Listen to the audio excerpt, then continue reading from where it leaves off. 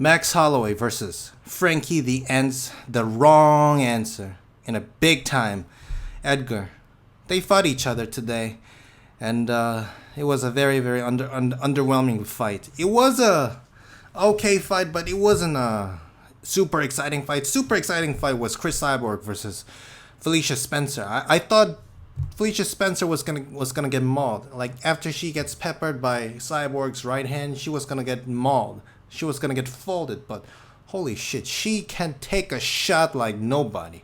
Like I've never seen a female fighter who can take shot like Felicia Spencer. I mean, she never seemed dazed. So her chin is just out of this world. So anyway, the main event: Frankie Edgar, the wrong answer versus Max Holloway for a UFC 240 main event. And I thought I wouldn't buy this pay-per-view, but after watching the weigh-in, I was a little bit pumped up. I was like, you know what? Like whenever there's a good card, some cards with so many good matchups, they turn out to be a bad card, and some cards that seem like a terrible card turn out to be a good card.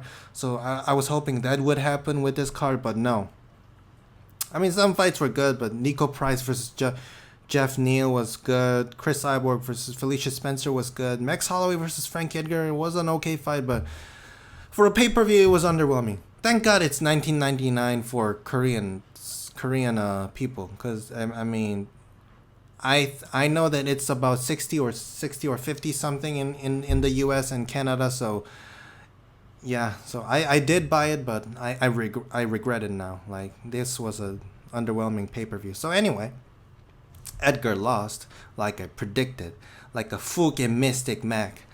And for Edgar, what I noticed was, as always, he showed us good lateral movements, good head movements, but I think he should have been more engaging. Like he's a shorter wrestler against a taller striker who has very good takedown defense, and I think what he should have done was clinch up and do dirty boxing like DC does against everybody.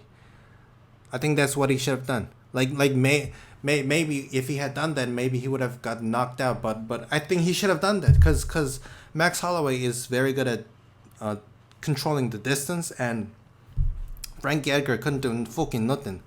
I mean, he has no punching power. He has good chin, but he has no fucking punching power. Like, what I noticed from this fight is that Holloway has very bad defense against right hands. Like, he was getting caught by overhand right and right straight or right punches again and again and again. Like, Max Holloway, if Frankie Edgar was a hard puncher, he might have won this fight because Max Holloway had a terrible defense of his right hand. But since Edgar was born with a pillow hands, he couldn't handle Max Holloway. So what I think Edgar should have done more was doing something like what John Jones did to Gustafsson, like fake takedown and go for a spinning elbow and stuff like that. But he did what he did in his every fight. Like which is boring, and I think he knew that he was gonna be able to take Holloway down a couple times, but not every time. So I'm wondering, did Frankie Edgar really think that he would win this fight? Like, I don't get it. Like, he doesn't have knockout power. I think he knew that he wouldn't be able to maul Holloway. I mean, how would he have won this fight? Like, I just don't know. So for Holloway, he landed some good uppercuts like Brian Ortega. He showed very good takedown defense. I think I was surprised because he was able to stuff some takedowns that other fighters wouldn't be able to defend. And some people were criticizing of Holloway's lack of offense. I think that was justifiable because, one, Frankie Edgar is a very good wrestler, and two is that because Frankie Edgar's lateral movement isn't too easy target to hit. So when you miss, he could take you down. So I think Holloway did what he had to do, but it was a little bit boring. a little bit boring. For me, it was a little bit boring.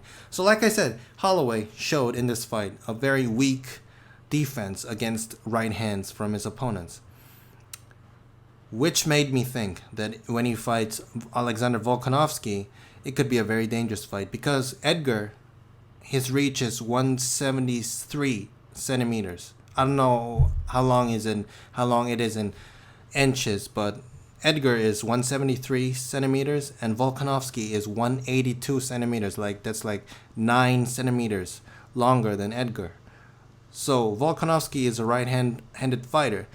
I think he likes to throw his overhand rights, and I think he can connect it on Holloway all day if Holloway doesn't fix his defense from his opponent's right hand. So I think Volkanovski can do some damage against Holloway. So like Poirier's reach was 183 and he could punch Holloway all day for the first 3 rounds. So Poirier is 183 and Volkanovski is 182. So just 1 centimeter. So I think Volkanovski can do very well against Holloway. I'm not saying he can beat Holloway.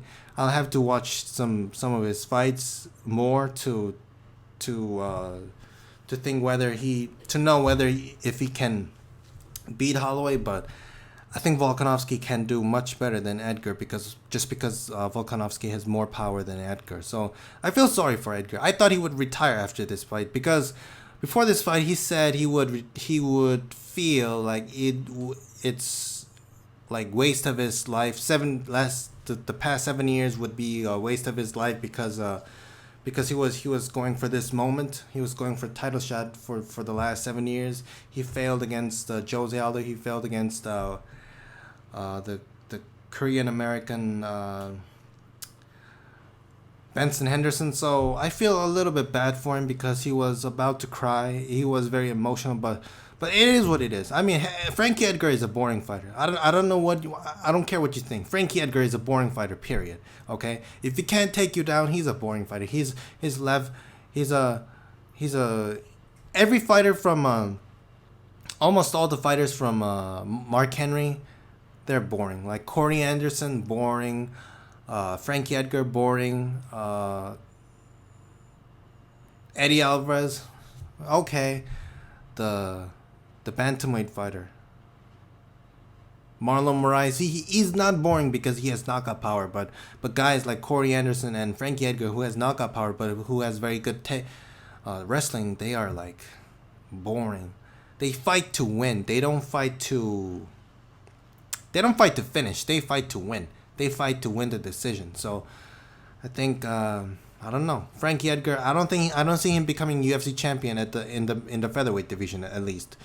If somehow a fighter like Yair Rodriguez, who maybe now his takedown defense might be better, but if fighters who doesn't have good takedown defense, good enough to defend Edgar's takedown, becomes a UFC champion and Edgar fights them, maybe that's how he becomes a UFC champion. But as long as Holloway or Aldo or Volkanovski type of guys are champions, Edgar can never become a champion just because he has no punching power. Okay, and so for Edgar, maybe he has to go down to 130, 125, and I don't know.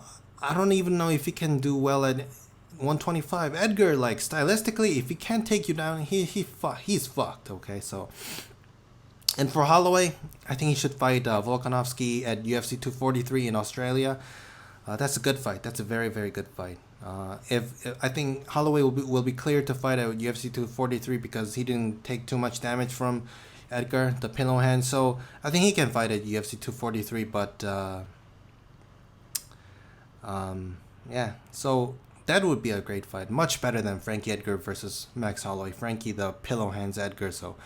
Yeah, it is what it is. So, what do you think of this fight? It wasn't a terrible fight, but it was a little bit boring. It was very underwhelming. Like a lot of people were saying that take Edgar versus Holloway away from this card, and it's just become a regular old UFC fight night. So, I mean, UFC on ESPN4 was even better than this. So, it is what it is. So, thanks for watching. Goodbye.